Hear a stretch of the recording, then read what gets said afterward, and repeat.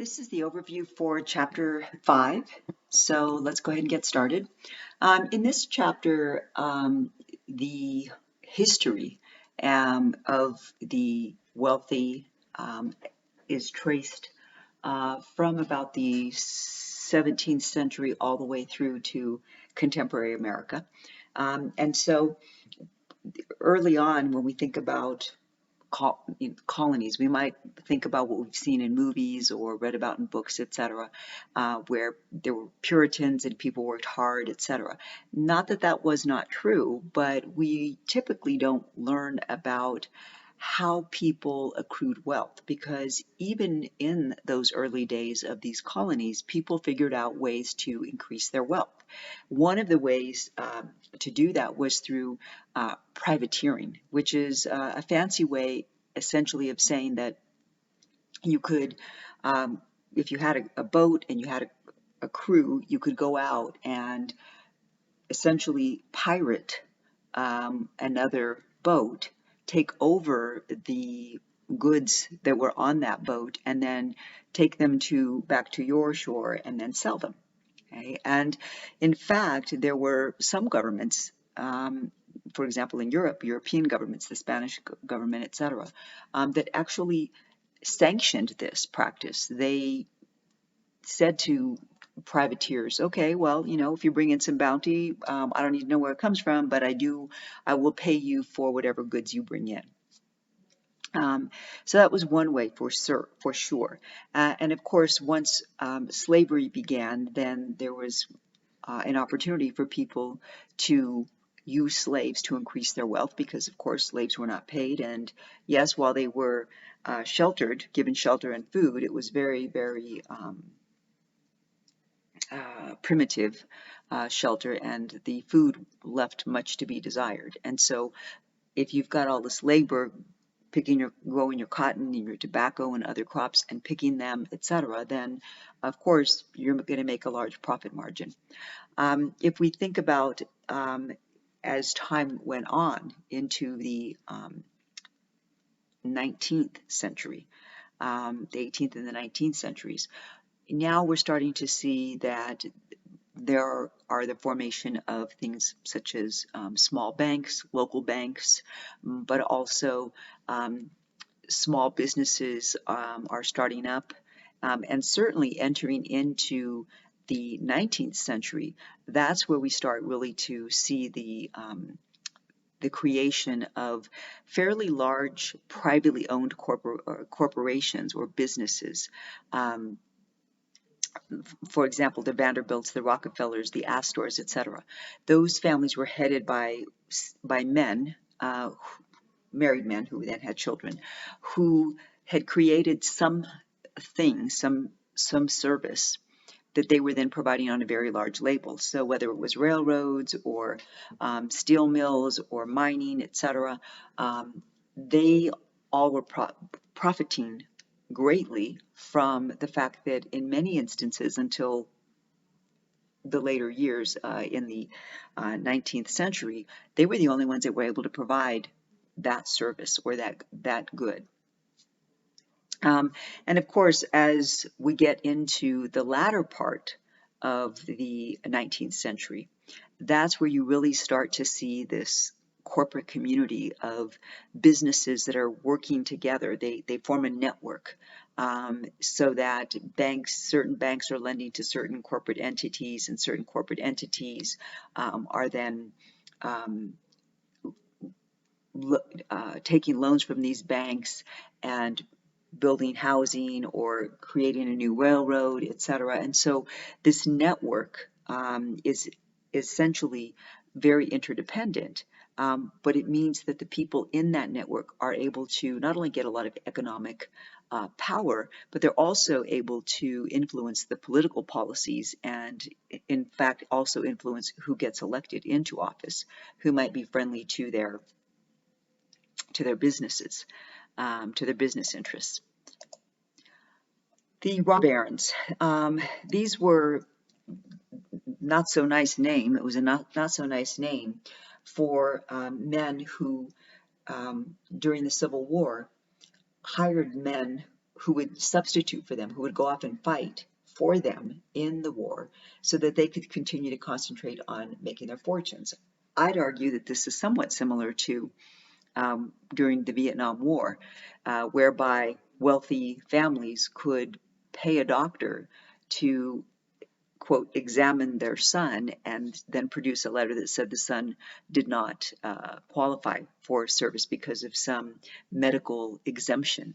I kind of think that's my own personal opinion, but that's, I think, what happened with former President Trump and his supposed heel spurs that meant that he couldn't serve in the Vietnam War. And then, of course, there is during the latter part of the 19th century, in the mid to latter part of the 19th century, there's this period referred to as the Gilded Age here in the United States.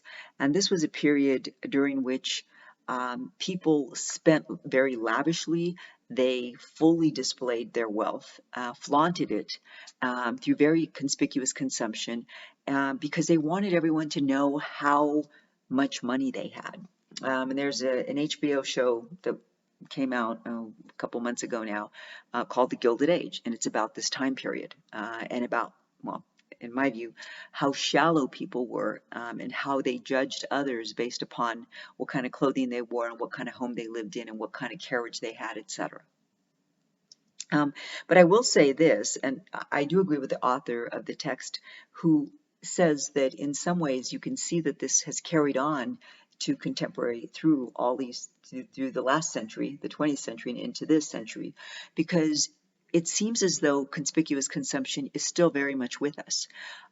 Maybe people are not able to have the grand mansions in quite the numbers that they did back then, but we're still looking at magazines and billboards and TikTok and Instagram and reality shows that are very much focused on wealthy people, their homes, their lives, their appearance, etc.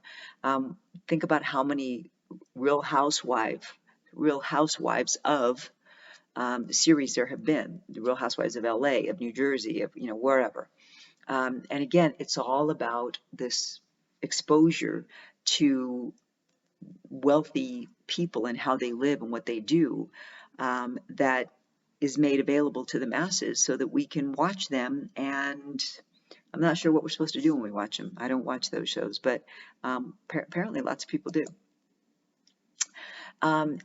In the early 1970s, that's where we start to see that globalization, and technology is really starting to take off in the United States. Now, not that technology had not been in use prior. Of course, during the 1940s and, well, actually the 20s and 30s and 40s, robotics was taking off. Technology was making it possible to do work more quickly. Factory lines had made it possible for more cars to be built in a week than had previously been done, etc. And so by the time we get to the early 1970s, there's certainly now even greater technology. The ability to use the internet had been created at that time. It wasn't available to us regular folks. It was really developed by the military for military use. But that's also the time that we started to see some corporations begin to operate in other countries. Coca-Cola, Pepsi, some of the large corporations in the US wanted to expand their market base, and they recognized that by setting up a factory to make Coca-Cola or Pepsi-Cola in Mexico, Europe, etc., meant that they would then have a much larger global market for their product, not just a US market. And indeed, if you travel to other countries, you will see that there is a lot of influence, globalization of American influence in things such as fast food and music and movies, as well as technology. To a lesser extent, fashion, but still, you see that American influence around the globe in terms of the music and the movies and the technology, etc. Of course, globalization did not necessarily mean that all has been good. As a result, what we've seen is a number of changes in the tax code that have meant that it doesn't really, there's no real penalty for military waste. And I remember back in the 1980s reading about, in the newspaper, reading about military waste. I remember one thing in particular was a toilet seat that cost something like $500. Okay, now think about a toilet seat. You can go to Home Depot and buy one for, I don't know, depending upon whether you want it to be wood or you want the kind that's a soft close or whatever, anywhere from $25 to $35. And that's today. And so think about how much military waste, or a tool that costs 5 times as much as it should have, etc.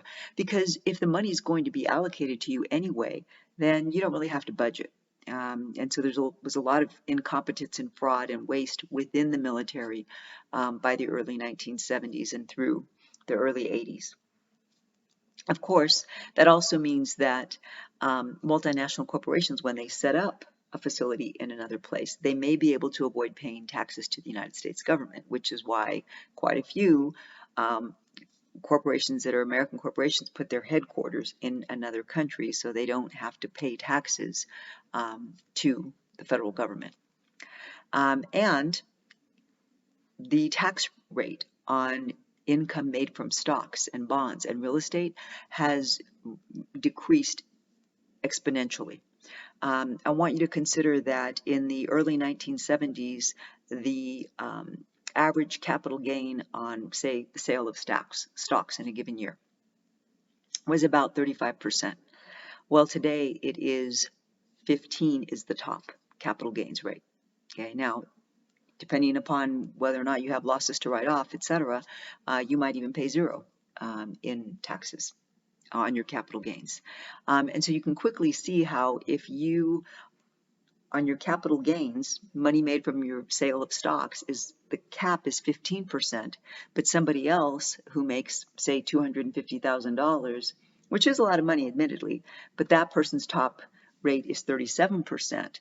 You can see what a gap there is between the ultra wealthy, who at a max are taxed 15% on sale of stocks if they've been held for at least a year, to somebody who's working for their money, say a doctor or a lawyer, etc., who's now being taxed at 37%. So there's a gap there. There are the old rich and the new rich. The old rich are, of course, the people who made their money back in the 17 and 1800s. As I mentioned before, the Rockefellers, the Fords, the Mellons, the DuPonts, the Vanderbilts, the Astors, the Carnegies, whomever. If you think of old school names, those are people who are considered the old rich. And of course, that means that these people have had children and offspring who continued on in that business. And today you see even banks. One banker back in the old days was J.P. Morgan. Well, you still see that the Morgans are involved in banking today. Another was somebody by the last name of Chase. You see Chase Bank today, very large bank. So again, there's a university named after Carnegie, one of the very wealthy men of his time in the early part of the 1800s. It's called Carnegie Mellon University. So he partnered with another wealthy guy to create this university. And of course, a lot of these older rich people, or the old rich, they have a very different lifestyle from those of us who maybe are newly rich or not, or just middle class or lower middle class. They stay in hotels that probably none of us could afford. They stay in resorts. They own vacation homes in places that most of us could probably never afford.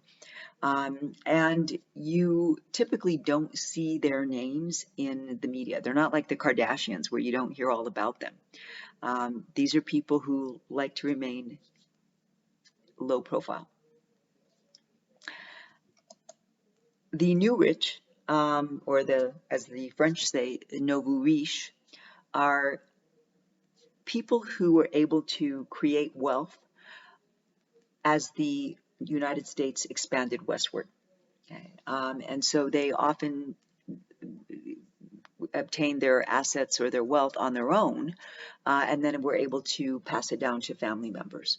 Now, for the nouveau riche today, for the last 25 to 30 years, a lot of that has been in the tech business, in what has been nicknamed Silicon Valley, right? So people who create this app or that app, think about Facebook and TikTok and Reddit and WhatsApp and Robinhood, and all these different ways to use technology by creating something we didn't even know we wanted or needed until it's created, and then people flock to it. Of course, there's still the old school ways, oil drilling, real estate development. You can still, get wealthy by owning a bunch of franchise fast food places, etc. And so these individuals often, not all, but often embrace that conspicuous consumption much more than the old rich. Because, they're newly wealthy. They want people to know that they have money. The upper class we've talked about before in an earlier chapter. One thing about the upper class, of course, is that they are able to provide opportunities and resources to their children in ways that middle class and lower class families cannot. So being able to send their children to boarding schools, to then from a boarding school to a elite college or university, where they can network with other individuals who also come from similar families, and then they can be successful in life themselves. Now, when I say boarding schools, I'm not talking just about private schools. Boarding schools are different in that the child lives at the school during the school year and only goes home during breaks. And some of the most elite ones here are Phillips Andover, and Exeter. The Kennedys went there to Exeter, I believe it was, and the Vanderbilts and the Rockefellers. Their children have either gone to Andover or to Exeter. But there are elite European boarding schools as well that some wealthy people will send their children to. Again, it's all this ability to keep your child in this bubble of privilege that will then mean that will translate into the privilege for the rest of their lives. Let's see. Just something here about education and upper class. And as a graduate of Stanford, I can certainly say that there were so many students that I met in my classes and in the residence halls whose parents had gone to Stanford, and they always knew they were going to go to Stanford. It was never a question.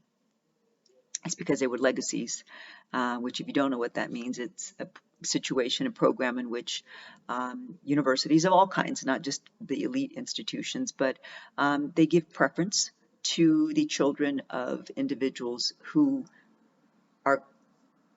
went to the institution. Now, it has to be within a first degree of relationship, so it could be your mom or dad, a brother or sister, an aunt or an uncle. But it can't be your great-great-grandmother on your stepfather's side. That's not enough there.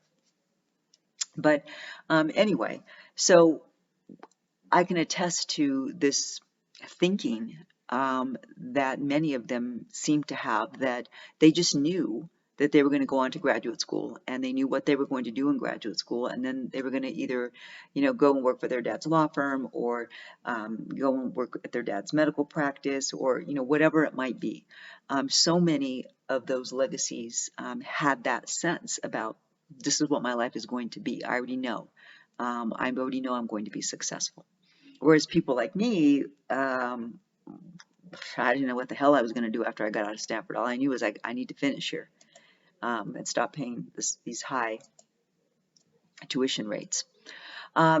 Elite social clubs as well, very prominent among the upper class and the ultra wealthy, as well as very elite country clubs. In fact, there's some information in the text about the Bohemian Club, which has this 2-week retreat. And I've read about it before, and I just can't imagine this, but it's a 2-week retreat where people who belong to the Bohemian Club can go. They don't have to stay the whole 2 weeks, but they can go, and it's anywhere from 15 to 2,500 members of the club who will show up during this 2-week period. These are people who are corporate CEOs and directors, they're politicians, celebrities, other very prominent upper class individuals and super class or ultra class individuals, and they just relax. They can go to concerts and lectures and have recreational activities, network. It's essentially a bunch. It's like spring break for really wealthy people. And then American corporate leadership. A lot of the CEOs, corporate executive officers of the Fortune 500 companies in the United States attended an Ivy League college or university. Okay, a lot of them did. And most of them are white, and most of them are men. There are only a handful of women who are CEOs and a handful of people of color. So you think about the top 500 companies, let's just say 5 are women and 5 are people of color. Okay, that's about right. So that means the other 490 are white men, okay, which should tell you something about how that networking works. And I think I may have mentioned this before in a lecture. You can't possibly believe that people who work in these Fortune 500 companies as CEOs or CFOs or COOs, etc., or people who become part of a presidential administration, etc., you can't possibly believe that they got those jobs because they listed it on Monster.com or LinkedIn or Indeed or any of those other search engines. That's not how they get their jobs. They don't get their jobs that way. They get them because it's who they know, and those people know other people. And so that social networking is a huge part of it.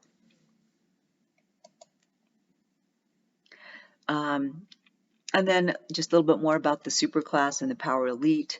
The power elite are people who not only have high-level positions within corporate America and other entities in the U.S., but they also are individuals who are able to exert influence in an even smaller setting. So in think tanks, policy-making groups, they're able to exert influence on a national level, which is pretty darn scary. And then finally, hypergamy.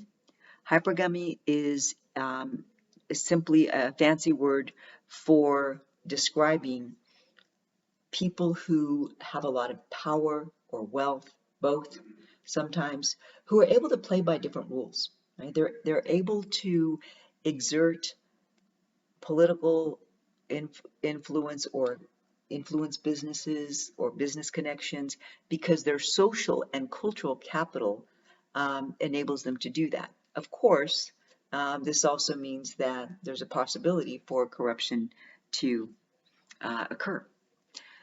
So that's it for this chapter.